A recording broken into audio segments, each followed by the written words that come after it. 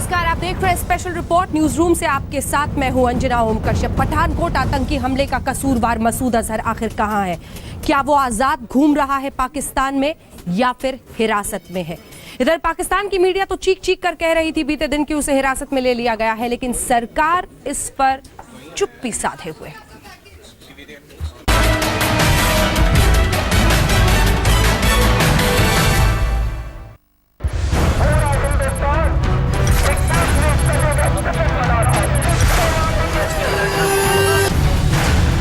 कहां है आतंक का आका Masood Azhar?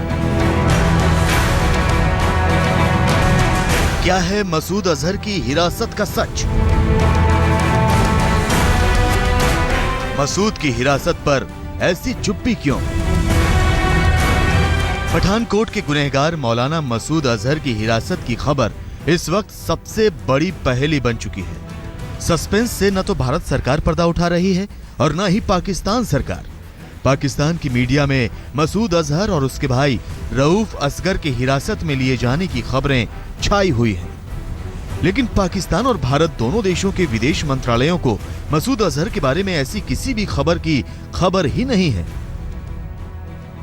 We do not have any information regarding the arrest of Maulana Masood Azhar.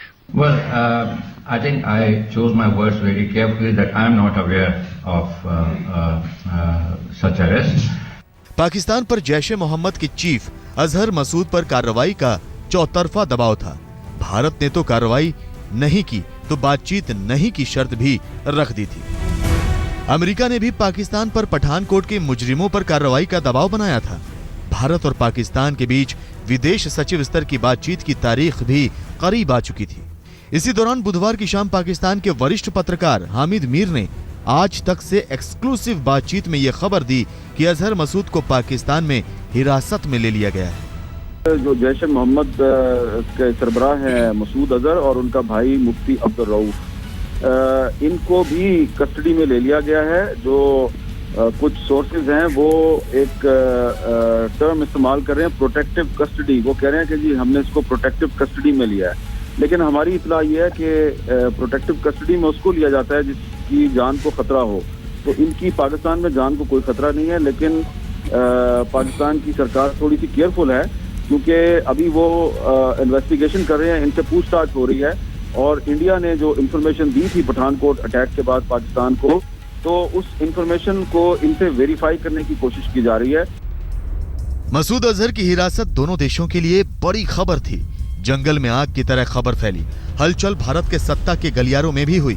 विदेश सचिव एस जयशंकर विदेश मंत्री सुषमा स्वराज से मुलाकात करने उनके घर पहुंच गए। उनके साथ संयुक्त सचिव गोपाल बागले और विदेश मंत्रालय के प्रवक्ता विकास स्वरूप भी थे। करीब 1.5 घंटे लंबी मुलाकात के बाद सुषमा स्वराज रात करीब 9 बजे प्रधानमंत्री नरेंद्र मोदी से मिलने 7 RCR पहुंची। विदेश सचिव एस जयशंकर भी उनके साथ थे। जाहिर है कि पाकिस्तान से बातचीत का मसला सरकार के सामने था, लेकिन अब तक मसूद अजहर की हिरासत से सस्पेंस हटा नहीं था।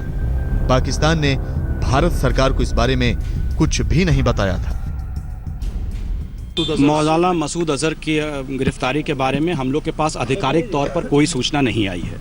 We have no official confirmation on the arrest of JEM chief Masood Azhar. Jaish-e Mohammed के चीफ मसूद अजहर की हिरासत पर सस्पेंस कायम ही रहा। गुरुवार को पाकिस्तान के विदेश मंत्रालय ने दोनों देशों के बीच विदेश सचिव स्तर की बातचीत टलने की सूचना दी, लेकिन मसूद अजहर के हिरासत के सवाल पर चुप्पी साध ली। I have nothing to add to the statement that was issued yesterday after a high-level meeting, and if I have more details, I'll share them with you. Bharat और पाकिस्तान ने अभी अच्छे रिश्तों की उम्मीद नहीं छोड़ी है, लेकिन एक सच्चाई ये भी है कि दोनों देशों के रिश्तों में बाधा बने आतंकी संगठन और उन संगठनों के आका अभी भी पाकिस्तान में आजाद घूम रहे हैं। हाँ, पठानकोट का मुजरिम मसूद अजहर गिरफ्तार है या आजाद, इस पर अभी भी सस्पेंस बना हुआ है। स्मिता शर्मा के साथ बालकृष्ण, दिल्ली, आज तक। तो मसूद अजहर पर सस्पेंस कथा अभी भी कायम है। पाकिस्तान बता ही नहीं रहा कि उसे हिरासत में लिया गया है या फिर नहीं लिया गया है। दूसरी तरफ विदेश सचिव स्तर की बातचीत जो अटकी हुई थी, अटकलें थी कि 15 जनवरी को बातचीत होनी है, होगी नहीं होगी। बहरहाल ये कह दिया गया है कि दरवाजे अभी दोस्ती के बंद नहीं हुए हैं, बातचीत होगी आगे की तारीख तय करके।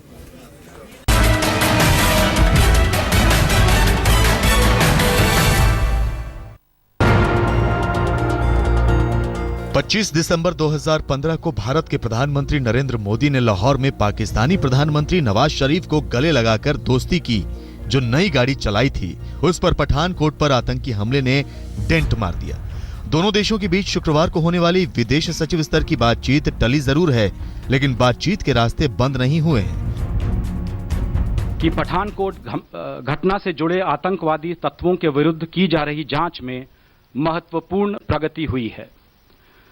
हमने जैश ए मोहम्मद के सदस्यों की गिरफ्तारी का भी संज्ञान लिया है। जैश ए मोहम्मद पर की गई कार्रवाई एक महत्वपूर्ण एवं सकारात्मक पहला कदम है।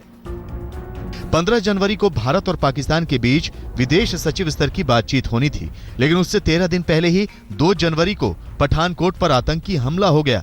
भारत ने पाकिस्तान से 2 टूक कह दिया था कि आतंकी संगठनों पर पहले कार्रवाई करो, फिर होगी बातचीत। अपने सभी जो पड़ोसी देश हैं उनके साथ मित्रता चाहता है। हमने पाकिस्तान की तरफ भी मित्रता का हाथ बढ़ाया था, लेकिन इसका ये मतलब नहीं है कि हम क्रॉस बॉर्डर टेररिस्ट अटैक को बर्दाश्त करने के लिए तैयार हैं।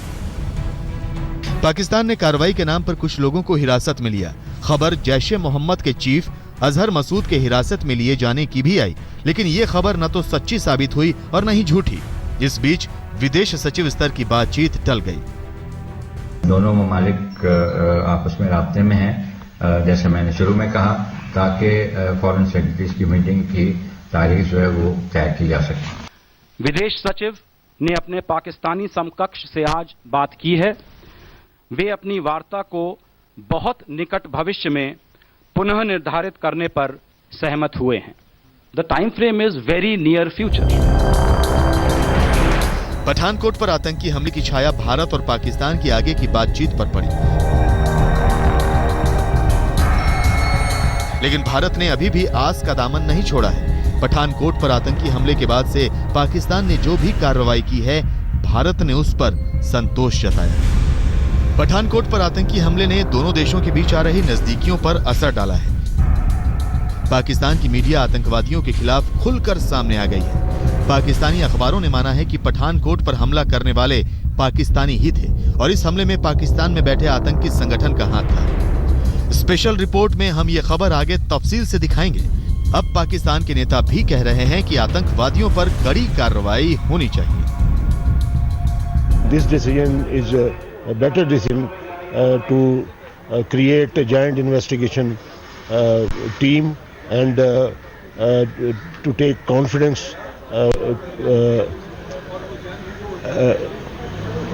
to the Indian and Pakistan government.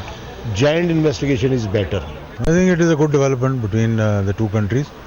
Pakistan right from the beginning has been saying that we want to share all the information regarding terrorism. If they want to sit down, they should be more transparent talks, and I think the parliament should be taken into confidence before taking such big decisions. Pathankot हमले के बाद पाकिस्तान ने भले ही आतंकी संगठनों के खिलाफ कोई ठोस कार्रवाई न की, लेकिन भारत ने अभी उम्मीदें नहीं छोड़ी। ऐसे मामलों में पाकिस्तान की बेशर्मी और डबल गेम के किस्सों से इतिहास आटा पड़ा है। जानकार सचेत कर रहे हैं कि पाकिस्तान पर भरोसा जरा सोच समझकर।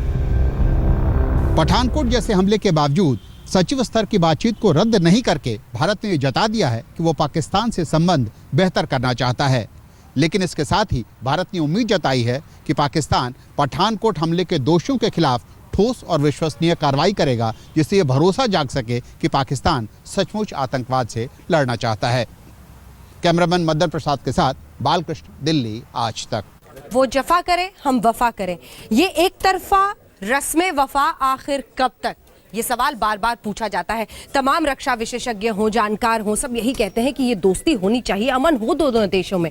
लेकिन पाकिस्तान पर आंख मूंद कर भरोसा मत रखिए, खोल कर आंखें देखिए, फिर तय कीजिए दोस्ती में कितने कदम चलना है।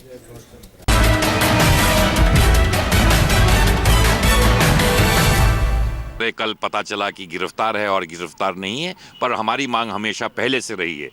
जहां तक मसूद अजहर की बात है, वो भगौड़ा है, इस देश को उसको वापस पाकिस्तान को भेजना चाहिए और कड़ी से कड़ी कार्रवाई उसके खिलाफ अवश्य होनी चाहिए। स्पेशल रिपोर्ट में एक बार फिर से आपका स्वागत है। मसूद अजहर को हिरासत में लिया गया है, नहीं लिया गया है, पाकिस्तान बताने को तैयार नहीं है, लेकिन वही मसूद अजहर और उसका संगठन भारत और पाकिस्तान दोनों को खुलेआम धमकी दे रहा है, ऑनलाइन ऑडियो क्लिप डालकर। देखिए।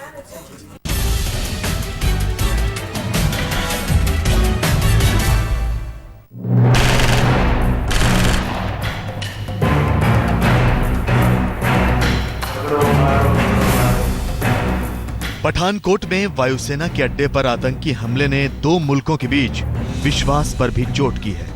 जी हां, भारत तो पड़ोसी मुल्क पर भरोसा करके कूटनीतिक रिश्तों की नई बुनियाद बनाने चला था, लेकिन पाकिस्तान में बैठे आतंक के आकाओं ने उस बुनियाद में बारूद भर दिया है। गद्दारी का खंजर घोंपकर पाकिस्तान जिस तरह से शरीफ बनने की कोशिश कर रहा है, आज उसी सच का खुलासा हम करेंगे। खुलासा इसका भी होगा कि कैसे पाकिस्तान में बैठा जैश-ए मोहम्मद का चीफ, पठानकोट हमले का मास्टरमाइंड मौलाना मसूद अजहर लगातार भारत के खिलाफ जहर उगल रहा है। मौलाना मसूद अजहर ने फिर दी भारत को धमकी। आतंक की सरजमी से फिर आया आतंक का पैगाम। जैश-ए मोहम्मद के चीफ ने जारी किया नया ऑडियो। क्या पाकिस्तान आतंक के खिलाफ कार्रवाई का ढोंग कर रहा है? क्या भारत के सामने शरीफ चेहरा पेश कर रहा है? जबकि सच्चाई यही है कि पाकिस्तान में सिर्फ और सिर्फ आतंक की हुकूमत है, वरना पठानकोट का मास्टरमाइंड मसूद ऐसी धमकी देने की हिमाकत ना करता। इंशाअल्लाह ये लश्कर दुश्मनों को ज्यादा दिन खुशी भी नहीं मनाने देगा और कमी तो बिल्कुल महसूस नहीं होने देगा। अल्हम्दुलिल्लाह दुनिया के बारे में कोई तमन्ना नहीं कि मरने पर उसकी हसरत रह जाए।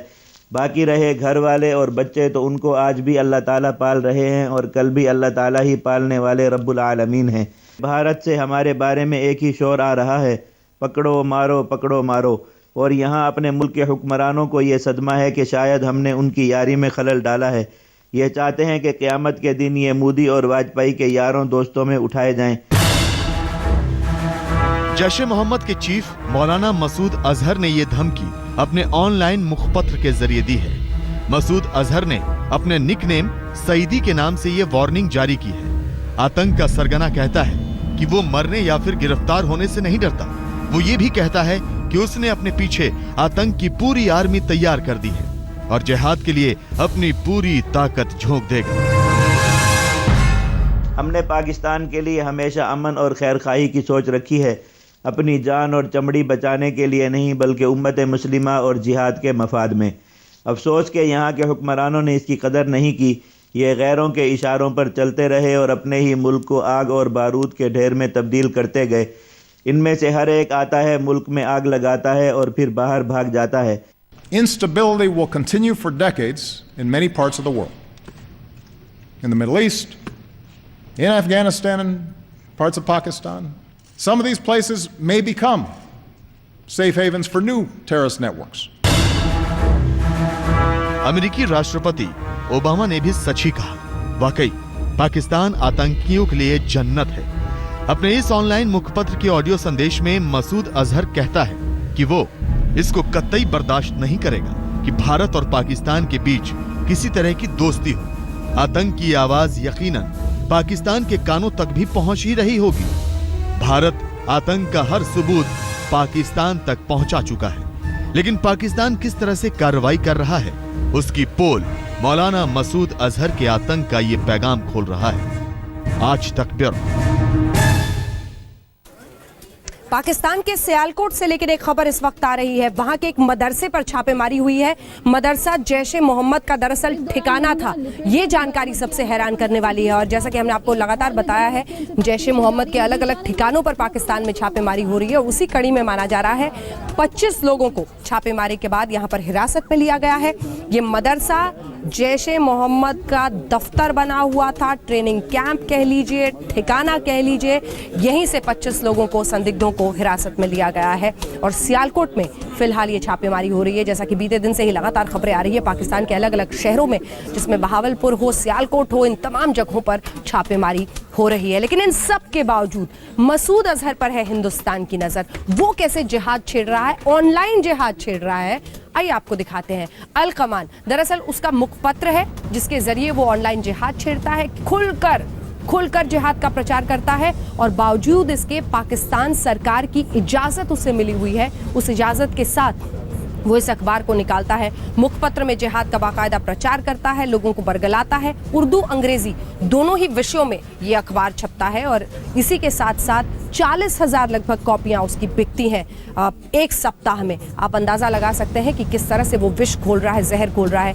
पहला संपादक 2007 के लाल मस्जिद ऑपरेशन में मारा गया मकसूद था और उससे आप अंदाजा लगा सकते हैं कि किस तरह की सोच और किस तरह की लेखनियां इस अखबार में छपती हैं। मसूद अजहर की एक किताब का नाम गिफ्ट ऑफ वर्च्यू है, कश्मीर में और कश्मीर पर और ओसामा बिन लादेन, इन तमाम मुद्दों पर उसने ये किताब लिखी है और अच्छी खासी उसकी ये किताब बिकती है। तो हमने आपको दिखाया कि क्यों फल फूल रहा है इतने दिनों से पाकिस्तान में मसूद अजहर। अब आइए आपको बताते हैं कि कई बार पाकिस्तान नकारता रहा है सब कुछ। इससे पहले भी 26/11 के बाद हमने जिंदा आतंकी कसाब दे दिया, लेकिन पाकिस्तान मानने को तैयार नहीं हुआ कि ये पाकिस्तान का है। लेकिन इस बार कटघरे में वो न सिर्फ हिंदुस्तान की तरफ से है बल्कि खुद पाकिस्तान की तरफ से। पाकिस्तान के एक अखबार ने बाकायदा छापा है कि जो 6 आतंकी पठानकोट हमले में आए थे वो पाकिस्तान के थे। कहाँ के थे, कैसे आए थे, अखबार बता रहा है पाकिस्तान का।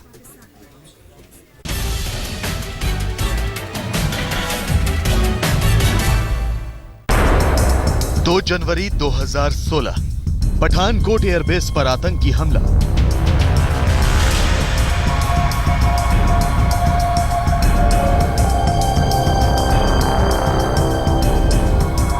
जैश ए मोहम्मद के 6 आतंकी पठानकोट एयरबेस पर हमला करते हैं। आतंक से हिंदुस्तान के जाबाज लोहा लेते हैं। मुठभेड़ होती है, भारत के 7 जवान शहीद हो जाते हैं। लेकिन हिंदुस्तान के योद्धा 6 के 6 आतंकियों को मौत के घाट उतार देते हैं। और जब आतंक के सबूत मिलते हैं तो चीख चीख कर दहशतगर्दों के पाकिस्तानी होने की गवाही देते हैं। पाकिस्तानी जूतों से लेकर आतंक की बैटरियों तक, जैश ए मोहम्मद के पर्चे से लेकर आतंक के सिम कार्ड तक, पाकिस्तानी मोबाइल नंबर से लेकर जैश ए मोहम्मद की जिम्मेदारी तक, भारत ने ये सारे सबूत ना सिर्फ पाकिस्तान के हुक्मरानों तक पहुंचा दिए बल्कि संयुक्त राष्ट्र तक भी। History tells you that those who damage you, if they don't realize what pain they inflict, then they don't change. अब पाकिस्तान कह रहा है कि वो पठानकोट में आतंकी हमले की जांच करने के लिए अपनी टीम भेज रहा है, लेकिन उससे पहले ही एक बड़ा खुलासा हुआ है। जी हां, पाकिस्तान के अखबारों में ये खबरें छपी हैं कि पठानकोट में आतंकी पाकिस्तान से ही आए थे। पाकिस्तानी अखबार द न्यूज के हवाले से खबर आई है कि पठानकोट में आतंकी पाकिस्तान से ही भारत में घुसे थे। अखबार के मुताबिक पाकिस्तान ने ये जानकारी ISI के अलावा दूसरी एजेंसियों से साझा नहीं की थी। भारत के जरिए उपलब्ध कराई गई जानकारी के बाद ISI ने जांच शुरू की थी और इसी सिलसिले में बुधवार को कई इलाकों में छापेमारी की गई, जो अभी भी चल रही है। पाकिस्तान के इंतहाई मोतबर अखबार में यह खबर छपने के बाद कि यहाँ से कुछ लोग इंडिया में गए और उन्होंने वहाँ पे दहशतगर्द हमला किया, तो उसके बाद रेड का दायरा कार पूरे पाकिस्तान में फैला दिया गया है। वज़ीर आज़म नवाज शरीफ ने इस बात की यकीन दहानी की है कि पाकिस्तान की सरजमीन किसी भी टेररिस्ट ऑर्गेनाइजेशन को हमला करने के लिए इस्तेमाल करने की इजाज़त नहीं दी जाएगी। लेकिन यहाँ सवाल ये भी उठता है कि जिस तरह से पाकिस्तान के अखबार ये कह रहे हैं कि पाकिस्तान सरकार ने भारत में अपनी सरजमी से घुसने की बात मानी, तो लेकिन उन्होंने ये जानकारी पाकिस्तान की खुफिया एजेंसी ISI के अलावा किसी दूसरी एजेंसी से साझा नहीं की, तो क्या पाकिस्तान की सरकार और ISI के बीच में कोई सांठगांठ चल रही है? इससे यह भी बात साफ तौर पर पुख्ता साबित हो जाती है कि पिछले कुछ दिनों से जिस तरह भारत में ISI के एजेंट पकड़े जा रहे हैं, पाकिस्तान सरकार इस बात को भी बखूबी जानती है। अब पाकिस्तान सरकार पूरी तरह से फंस चुकी है। भारत के सारे सबूत सच्चे हैं और इसीलिए पाकिस्तान की तरफ से हिंदुस्तान के गुनहगारों पर कार्रवाई का दावा किया जा रहा है। जैश ए मोहम्मद पर की गई कार्रवाई एक महत्वपूर्ण एवं सकारात्मक पहला कदम है। हमने इस बात पर भी गौर किया है कि पाकिस्तान सरकार पठानकोट आतंकवादी हमले की छानबीन के लिए एक विशेष जांच दल भेजने पर विचार कर रही है। हम पाकिस्तानी विशेष जांच दल की भारत यात्रा की प्रतीक्षा कर रहे हैं तथा इस हमले के अपराधियों को सजा दिलवाने के लिए हमारी जांच एजेंसियां सभी आवश्यक सहयोग प्रदान करेंगी। पाकिस्तान के अधिकारी ये भी कह रहे हैं कि भारत के सबूतों पर जैसे जैसे जांच आगे बढ़ेगी वो दूसरी एजेंसियों को भी अपने साथ शामिल करेंगे। पाकिस्तान ये भी दावा कर रहा है कि जैश ए मोहम्मद का सरगना मौलाना मसूद अजहर पिछले कई सालों से जांच एजेंसियों की निगरानी में है। अगर ये सच है तो फिर मौलाना मसूद अजहर कैसे पठानकोट हमले का मास्टरमाइंड बन जाता है और भारत के खिलाफ धमकियों भरे ऑडियो टेप जारी करता है। पाकिस्तान यहां भी शक के दायरे में खड़ा है। इस्लामाबाद से कसवर कलासरा के साथ आज तक ब्यूरो। और हर रोज की तरह स्पेशल रिपोर्ट के आखिरी हिस्से में चौंकाने वाली खबर। कोई सोच नहीं सकता कि एक भिखारी के पास इतने पैसे हो सकते हैं, लेकिन यह सच है। मुंबई में जब एक घर में आग लगी तो पता चला भिखारी का घर था, बोरियों में बाल्टी में पैसा। देखिए।